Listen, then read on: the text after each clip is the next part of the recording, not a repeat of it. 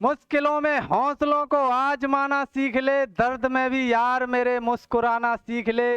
डर गया जो डूबने से पार, क्या कर पाएगा इसीलिए दरिया के किनारे घर बसाना सीख ले। हेलो नमस्कार साथियों, मैं मंगल सिंह आप सभी लोगों का स्वागत करता हूं हमारे बुद्धा क्लासेस में। मैं आप लोगों के समक्ष हिंदी लेकर आ रहा हूं डेली, जिसमें हम लोग पढ़ रहे हैं क्या सर, उपसर्ग का टॉपिक हम उसमें पढ़ रहे हैं। और यदि मैं उपसर्ग की बात करूं तो आज तीसरी क्लास है। यदि मैं तीसरी क्लास की बात करूं तो मैं आपको उपसर्ग का बेसिक कंप्लीट करा चुका हूं। दूसरा, हम संस्कृत के 22 उपसर्ग पढ़ चुके हैं और आज पढ़ने वाले हैं हम हिंदी के और उर्दू के उपसर्ग। तो आ जाइए साथियों। यदि मैं आप लोगों से बात करूं तो आप लोगों के समक्ष आ गए हिंदी के उपसर्ग। और कितने? आप लोग कहोगे कि हिंदी के 13 उपसर्ग। और 13 उपसर्गों की मैं आप लोगों से बात करूं, जिसमें पहला उपसर्ग क्या है? आप लोग कहेंगे कि सर जो पहला उपसर्ग है ना वह है आ। और आ का अर्थ क्या होता है? सर आ का अर्थ होता है अभाव। आ का अर्थ क्या होता है? आप लोग कहेंगे आ का अर्थ होता है अभाव। और इससे जो शब्द बनेंगे, इन उपसर्गों से जो शब्द बनेंगे वह कौन कौन से हैं? तो सर पहला शब्द आप लोग लिखेंगे, जरा लिखना तो सही। सर यहाँ से पहला शब्द बनेगा क्या? सर यहाँ से पहला शब्द बनेगा अ प्लस छूत, अछूत। दूसरा शब्द बनेगा अ प्लस ज्ञान, अज्ञान। ठीक। तीसरा शब्द बनेगा आ प्लस गेय। क्या बनेगा? अज्ञेय। आ प्लस गे, तीसरा बन जाएगा अज्ञेय। जरा अगले उपसर्ग की बात करें तो आप लोग कहेंगे अन। आप लोग क्या कहेंगे? अन। और इससे जो शब्द बनेंगे वह हो जाएगा अनमोल। क्या हो जाएगा? सर अनमोल हो जाएगा, अनमोल। और सर दूसरा हो जाएगा अनपढ़। क्या हो जाएगा साथियों? अनपढ़ हो जाएगा। यदि मैं बात करूं, एक हो जाएगा अनधिकार। क्या हो जाएगा? सर एक हो जाएगा अनधिकार। यदि मैं यहाँ पर आप लोगों से बात करूं अनधिकार में, तो आप लोग कहेंगे कि सर यहाँ पर जो प्रत्यय है ना वो ये अन प्रत्यय है और अधिकार के साथ लगा हुआ है। किसके साथ लगा हुआ है? सर अधिकार के साथ लगा हुआ है। ये जो न है ना इसको कवर कर लेगा आ और ये हो जाएगा अनधिकार। जरा आगे आ जाइए। सर जो अगला है ना वह है अधखिला, आधा। और इसका अर्थ क्या होता है? आप लोग कहेंगे इसका अर्थ है आधा। अध का अर्थ क्या होता है? अध का अर्थ होता है आधा और इससे बन जाएगा अधखिला। क्या हो जाएगा साथियों? हो जाएगा अध खिला। अगला हो जाएगा अध पका। क्या हो जाएगा? अध पका। अगला हो जाएगा, आप लिख सकते हो, अगला जो उपसर्ग है वह है आपका उन। और उनका अर्थ होता है एक या कम। क्या होता है साथियों इसका अर्थ? एक या कम। और इससे जो शब्द बन जाएंगे, एक तो हो जाएगा 29। क्या हो जाएगा? 29। और एक हो जाएगा 59। क्या हो जाएगा? एक हो जाएगा 59। 29 और 59 दो शब्द हो गए उनसे। अगला है आपका ओ, जिसका अर्थ होता है हीन और जिसका अर्थ दूसरा लिख सकते हैं निषेध या लिख सकते हैं अभाव। ठीक। यहाँ से जो शब्द बनेंगे, एक तो हो जाएगा औलाद। क्या हो जाएगा? औलाद। सर दूसरा हो जाएगा औगुण। क्या हो जाएगा? सर अगला हो जाएगा औगुण। एक औलाद और एक औगुण। अगर मैं अगले की बात करूं तो अगला है छठा उपसर्ग क्या कु। क्या कु। सर यहाँ से क्या हो जाएगा? यहाँ से यदि मैं बात करूं तो आप लोग लिख सकते हैं कुख्यात। क्या लिख सकते हैं? कुख्यात।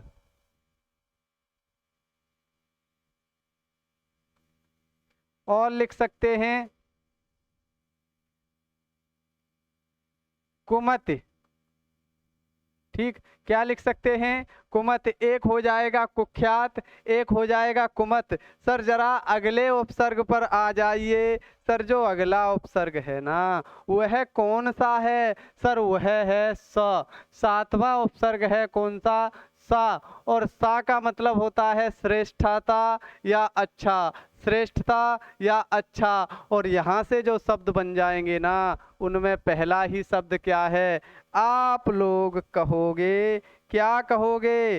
सर जो पहला शब्द है ना, पहला शब्द है ना वह हो जाएगा सा प्लस पूत, सपूत। अगला हो जाएगा सा से सा प्लस हित, सहित। क्या हो जाएगा? सर सा प्लस हित, सहित हो जाएगा। और अगले उपसर्ग की बात करूं है का। क्या है? का मतलब बुराई या हीनता, बुराई या हीनता। और इससे जो शब्द बनेगा वह हो जाएगा क्या? आप लोग कहेंगे पहला हो जाएगा कपूत। क्या हो जाएगा? कपूत। और क्या हो जाएगा? सर कपूत के बाद हम लिखना चाहें क्या हो जाएगा? सर अगला आपका हो जाएगा कजली। क्या हो जाएगा? सर अगला हो जाएगा कजली। और इसके बाद में अगले उपसर्ग की बात करूं तो अगला उपसर्ग है सु। और सु का अर्थ क्या है? सर सु का अर्थ है श्रेष्ठता या अच्छा। यहाँ से क्या हो जाएगा? सर सु प्लस कुमार। आप लोग कहेंगे सुकुमार। अगला एक और हो जाएगा सु प्लस मत। आप लोग कहेंगे सुमत।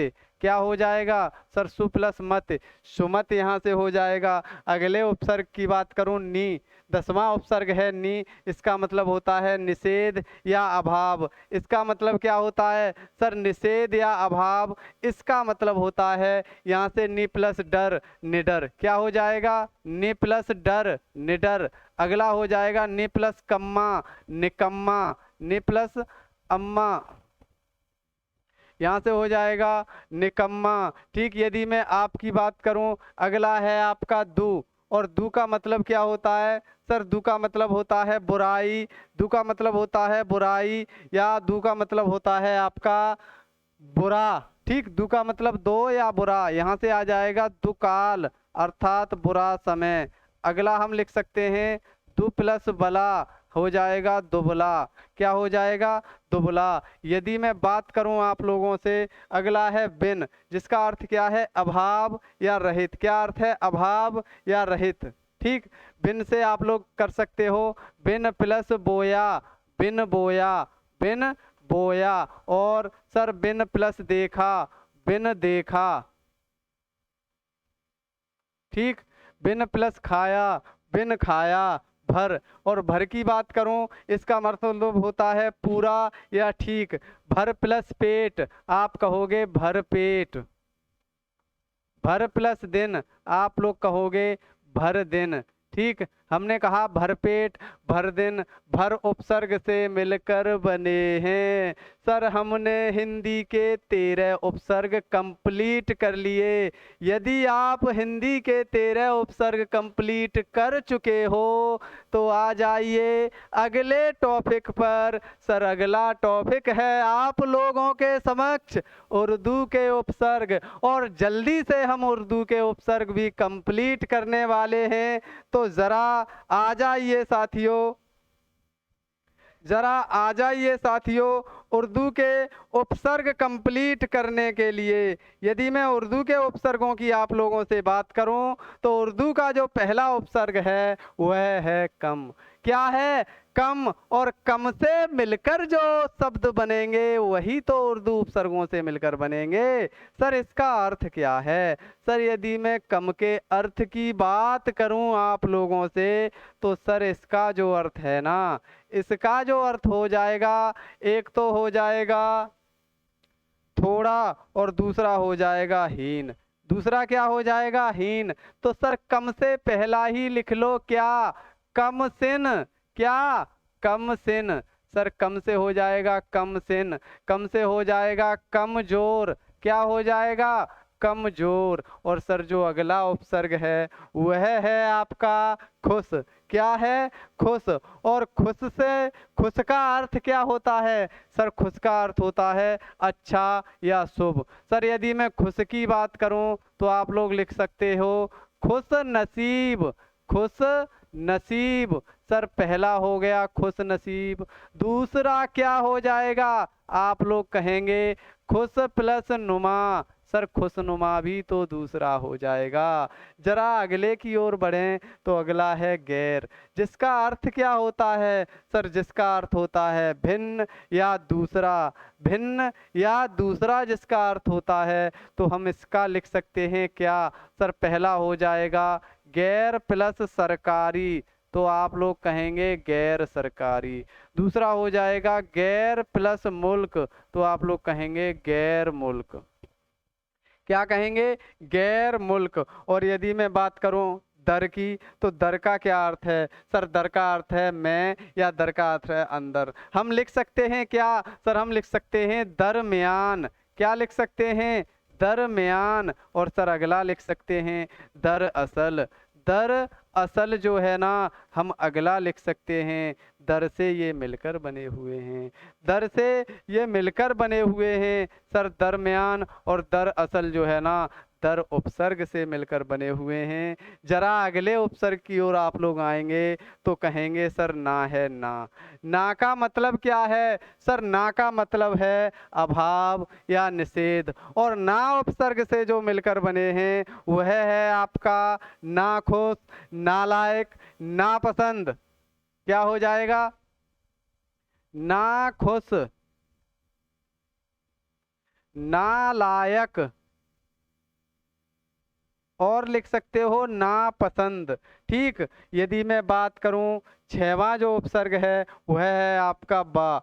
वह क्या है? आपका बा। और वा का अर्थ क्या है? आप लोग कहेंगे अनुसार या के सहित। अनुसार या के सहित क्या हो जाएगा? आप लोग कहेंगे पहला तो हो जाएगा ब प्लस दौलत, बदौलत।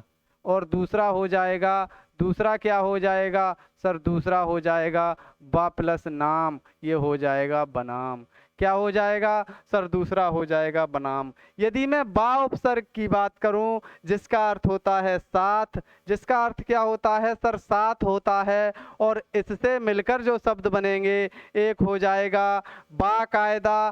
क्या हो जाएगा? सर एक हो जाएगा बाकायदा, और एक हो जाएगा बा इज्जत। क्या हो जाएगा साथियों? एक हो जाएगा बा इज्जत। और यदि मैं बात करूं किसकी? बर की। सर यदि मैं बर की बात करूं तो इसका अर्थ होता है ऊपर, या इसका अर्थ होता है पर। और यदि बर उपसर्ग से जो मिलकर बनेंगे वह हो जाएगा, पहला तो हो जाएगा बर्दाश्त। क्या हो जाएगा? सर बर्दाश्त। अगला हो जाएगा बर्खास्त।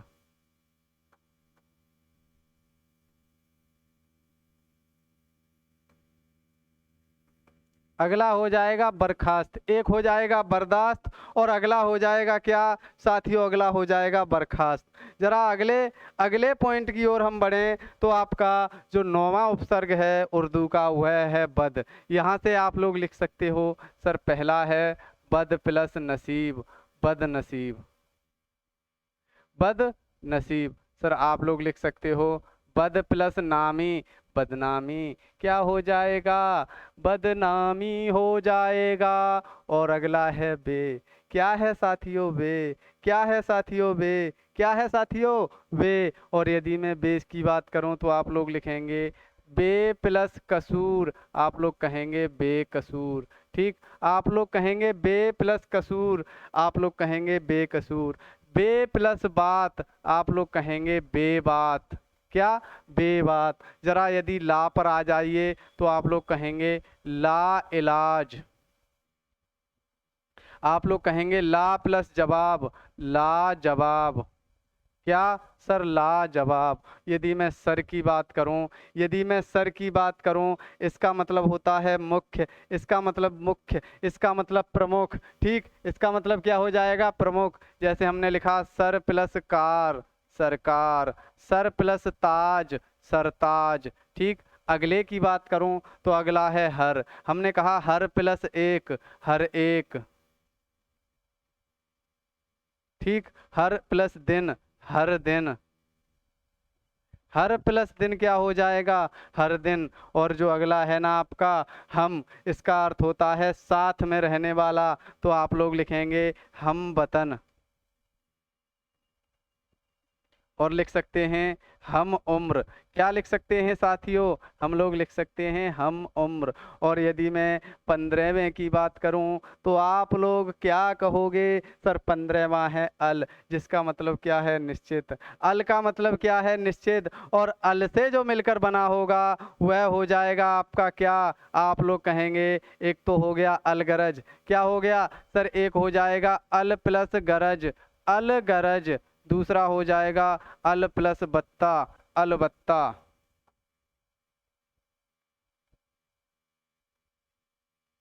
क्या हो जाएगा, अलबत्ता। और यदि मैं एन की बात करूं तो आप लोग कहेंगे एन मौका, एन का मतलब ठीक। और कहेंगे एन वक्त। क्या कहेंगे, एन वक्त, एन मौका और एन वक्त। यदि मैं फी की बात करूं तो आप लोग लिख सकते हो फी आदमी, फी आदमी। आप लोग क्या लिख सकते हो, फी आदमी या फी औरत। यदि मैं आगे जो है आपका 18वां बिल, और बिल की बात करूं तो आप लोग क्या कहोगे, सर आप लोग कहोगे बिल प्लस कुल, हो जाएगा बिल्कुल। क्या हो जाएगा, बिल्कुल हो जाएगा। और यदि मैं 19वें की बात करूं तो आप लोग लिखोगे क्या, बिला। और बिला का मतलब क्या होता है, बिना। और यहाँ से आप लोग लिख दोगे बिला प्लस कसूर, बिला कसूर, अर्थात बिना कसूर के। बिला प्लस कसूर, बिना कसूर, अर्थात बिना कसूर के।